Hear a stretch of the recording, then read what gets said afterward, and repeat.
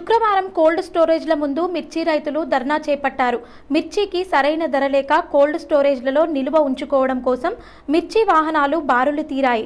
ఖరీదుదారులు cold స్టోరేజ్లను ఆక్రమించుకొని కమిషన్ల కోసం రైతుల మిర్చి బస్తాలను కోల్డ్ స్టోరేజ్లలో నిల్వ ఉంచుకోకుండా రైతులకు అన్యాయం చేస్తున్నారని రైతులు ఆవేదన వ్యక్తం చేశారు. రైతులపై జరుగుతున్న దోపిడీని అరికట్టాలని కలెక్టర్ని రైతులు వేడుకున్నారు.